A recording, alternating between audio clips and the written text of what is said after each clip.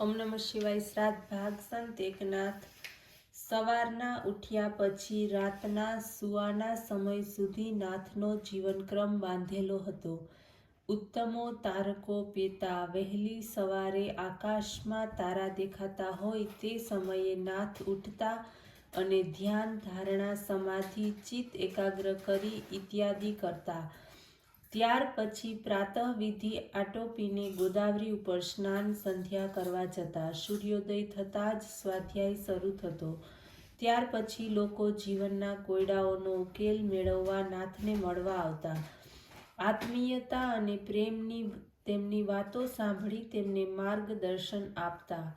સાંજે અને રાત્રે કીર્તન કરતા. વચ્ચેના સમયમાં કોઈની તકરારો પતાવવાની હોય કે મદદ કરવાની અને કોઈના દુઃખનું નિવારણ કરવાનું આપદગ્રસ્ત લોકોને માટે નાથનું ઘર એટલે પિયરનું ઘર હતું. લોકોને નીતિ સંપન્ન કરવા અને થાય તેટલી તેમની સેવા કરવી એ નાથનો સહજ સ્વભાવ હતો. પેઠણની ગોદાવરી જેમ લોકો વિમુખ હતી તેવી જ રીતે નાથ પણ લોકાભિમુખ હતા. એક દિવસ તે હાથમાંનું મોગરાનું ફૂલ સૂંઘતા હિંચકા ઉપર બેઠા હતા. એટલામાં એક વિધવા બહેન પોતાના છોકરાને લઈને તેમની પાસે આવી.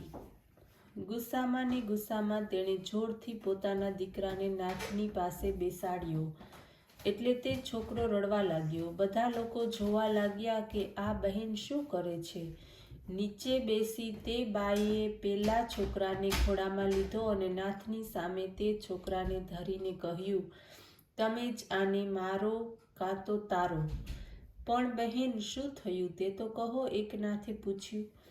આ કાળમુખાને જ પૂછો. મૂળ નક્ષત્રમાં જન્મ્યો અને એના કહીને તે બહેને નાથની સામે જોયું તો તે પણ હસવા લાગ્યા. મૂળ નક્ષત્ર તે જન્મ્યા હતા. હસવું દબાવીને તેમણે કહ્યું, એમાં બાળકનો શું દોષ?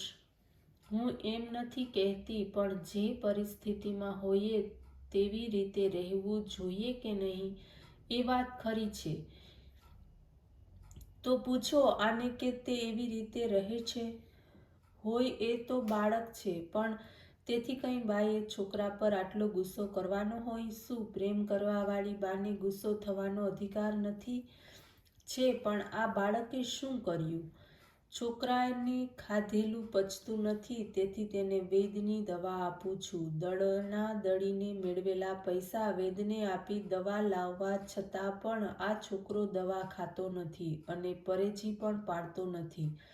હું સમજી ગયો. તમે જાઓ અને આ છોકરાને અહીં રાખી જાઓ. 8 દિવસ પછી તે પરેજી પાડતો થશે ત્યાર પછી એને લઈ જજો. ભલે, ત્યારે હું જાઉં છું. તે બાઈ ત્યાંથી ચાલી ગઈ. છોકરાની ચિંતા હવે તેને ન હતી. કોને ખબર શું થયું, પણ એક નાથ પાસે જઈને તે છોકરો હસવા લાગ્યો. જમવાનો સમય થયો ત્યારે તે બાળકને પાસે જમવા બેસાડ્યો. વૈદ્યે જે પદાર્થો ખાવાની ના પાડી હતી તે બધી વસ્તુએ તેમણે પોતે જ પણ ખાધી નહીં અને તે છોકરાને પણ પીરસી નહીં. જે છોકરો ખાય તે જ પોતે ખાતા. રોગ કોને અને પથ્ય કોને પાડે?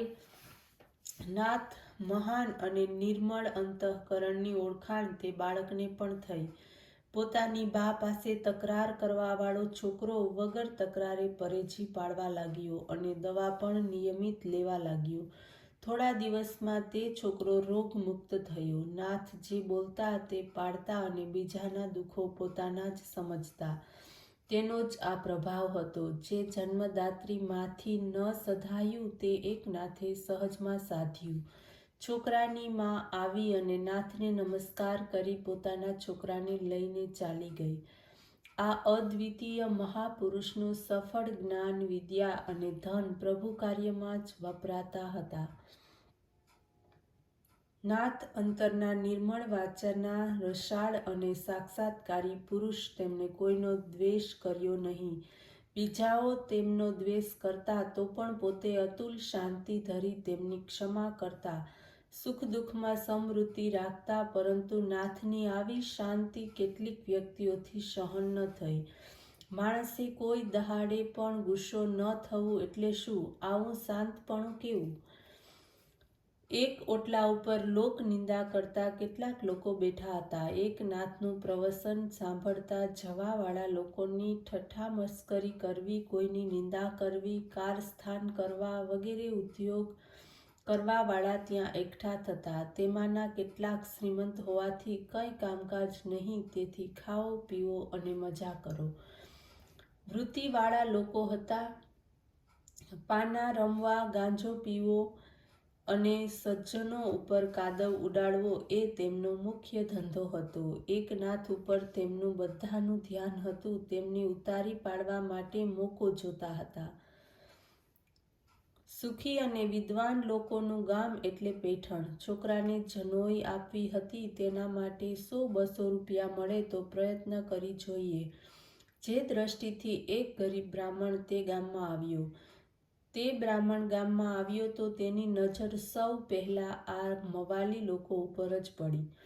બાહ્યત પ્રતિષ્ઠિત દેખાનારા આ લોકોને જોઈને તેમની પાસે જે બ્રાહ્મણીએ દ્રવ્ય યાચના કરી તેમાંનો એક ગર્ભ શ્રીમંત અને મદાંત યુવાન આગળ આવીને બોલ્યો, મહારાજ, તમારા છોકરાની જનોઈ માટે તમને કેટલા પૈસાની જરૂર છે? પાઘડી સરખી કરીને તે બ્રાહ્મણ બોલ્યો, 200 રૂપિયાની. ઠીક છે, અમે આપીશું, પણ તમારે એક કામ કરવું પડશે. લાચાર થઈ તે બ્રાહ્મણે કહ્યું, બોલો, શું કરવાનું છે? તદ્દન સહેલી વાત છે, કહો ત્યારે. અહીં એક નાથ નામના મહારાજ રહે છે. તે કહે છે કે તેમને ગુસ્સો આવતો નથી. શાંતિના મોટા પૂતળા જાણે તે પોતાને સાધુ કહેવડાવે છે અને ભોળા લોકોને બનાવે છે. ઠીક છે, પણ હું શું કરું તે કહો. તમારે બીજું કાંઈ કરવાનું નથી. તેમને ગુસ્સો ચડે એવું કંઈ કરી બતાવો. બસ આટલું જ ને? હા, આટલું જ. બ્રાહ્મણને થયું, માણસને ગુસ્સો જ ન ચડે એ શું શક્ય છે? આપણે તેને ગુસ્સે કરીશું અને 200 રૂપિયા મેળવીશું. કામ તો તદ્દન સહેલું છે. નાથને ગુસ્સો કરવા માટે તેણે કમર કસી અને તે એક નાથના વાડામાં ઘૂસ્યો. તે બ્રાહ્મણ વાડામાં આવ્યો અને પગમાંથી જોડા કાઢ્યા વગર જ નાથ પૂજા કરતા હતા તે દેવઘરમાં આવીને પહોંચ્યો. પોતાના સામાનના થેલા અને કપડાં જેમના તેમ રહેલા દઈ તે સીધો નાથના ખોળામાં જઈને બેસી ગયો. પરંતુ નાથ તો શાંતિના મહાસાગર જ હતા, જે જરા પણ ઉછળ્યા નહીં. હસતા હસતા નાથે કહ્યું, વાહ વાહ, તમારા દર્શનથી મને ખૂબ આનંદ થયો. મને મળવા ઘણા લોકો આવે છે, પણ આટલી આતુરતાથી મળવા આજ પર્યંત કોઈ આવ્યું નથી. મને મળવા તમે એટલી આધીર થઈ ગયા કે પગમાંના જોડા ઉતારવાનું પણ ભૂલી ગયા. ખરેખર હું મોટો ભાગ્યવાન છું. નાથની વાત સાંભળીને તે બ્રાહ્મણ ચકિત થઈ ગયો, પણ તેણે તો નાથને ગુસ્સે કરવાની કમર કસી હતી. તેણે કહ્યું, હું તમને મળવા માટે ખાસ આવ્યો છું. હું દેવની પૂજા કરતો હતો તે વખતે જ તમે આવ્યા એ વિશેષ છે. અતુલ ધૈર્યવાન નાથ એકદમ શાંત હતા. નાથની શાંત વૃત્તિ જોઈને કામગીરીના 200 રૂપિયા બહુ મોંઘા પડશે એમ બ્રાહ્મણને ખાતરી થઈ ગઈ. પણ દ્રવ્ય લોભ કેમ જાય? નાથ તેને દેવ મંદિરમાંથી બહારના ઓરડામાં લઈ આવ્યા અને કહ્યું, રસોઈ તૈયાર છે, તમે ગોદાવરી પર સ્નાન કરીને આવો. તે બ્રાહ્મણ સ્નાન માટે ગયો. ઘણો વખત થઈ ગયો પણ તે પાછો ન આવ્યો એટલે નાથને ચિંતા થઈ. તેમણે શ્રીખંડિયાને નદી ઉપર મોકલ્યો. નાથને ગુસ્સો ચડે એટલા માટે જ તે બ્રાહ્મણે પોતાના સ્નાન સંધ્યા લંબાવ્યા હતા. શ્રીખંડિયાને જોઈને તેને તરત પૂછ્યું, મોડું થયું તેથી તારા શેઠ ગુસ્સે થયા કે શું? શ્રીખંડિયાએ શાંતિથી ઉત્તર આપ્યો, નહીં મહારાજ, અમારા નાથ ગુસ્સે થશે તેવું સ્વપ્ને પણ ન વિચારતા. તમે ગમે તેટલું મોડું કરશો તો પણ તે ગુસ્સે નહીં થાય અને તમારા આવ્યા વગર જમશે પણ નહીં. તો પછી તું શા માટે આવ્યો? તમે અહીં નવા છો તેથી જોવા માટે આવ્યો. ઠીક ઠીક, હું આગળ થા, તું હમણાં આવ્યો.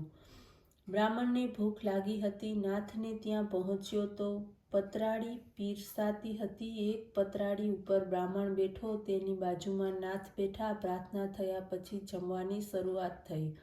તે રસોઈ વખોડવા લાગ્યો, પરંતુ નાથ ગુસ્સે ન થયા. એટલામાં તેના મનમાં એક દુષ્ટ વિચાર આવ્યો. એક નાથ ગિરજાબાઈને આગ્રહ કરીને તેને પૂરણપોળી પીરસવાનું કહેતા હતા. ગિરજાબહેન તેને પીરસવા વાંકા વળ્યા કે તે બ્રાહ્મણ એકદમ ઊભો થયો અને વાંકા વળેલા ગિરજાબહેનના વાસા ઉપર ચડી બેઠો. બધા ચકિત થઈ ગયા, પરંતુ એક નાથે શાંતપણે કહ્યું, અરે ગિરિજા, ધ્યાન રાખજે હો, બ્રાહ્મણને પાડતી નહીં. નાથના સંસ્કારના સાથે રહેલા અને તેમના જીવનના એકરૂપ થયેલા ગિરજાબહેન અત્યંત શાંતપણે બોલ્યા, તમે બિલકુલ ચિંતા ન કરતા. હરિપંડિતને વાંસે બેસાડીને કામ કરવાની મને ટેવ છે, પણ આ બાળક મોટો છે, ભલે ને. છોકરો ગમે તેટલો મોટો હોય, પણ તે માની દ્રષ્ટિએ નાનો જ હોય. આ મારા મોટા છોકરાને પણ હું પાળું નહીં હો. ગિરિજાબહેનનું વાક્ય સાંભળીને તે બ્રાહ્મણ શરમાઈ ગયો અને નીચે ઉતર્યો. આંખમાં આંસુ લાવી તે ગિરજાબહેનને અને એક નાથને પગે લાગ્યો અને સર્વ વૃત્તાંત કહ્યો. ઓમ નમઃ શિવાય.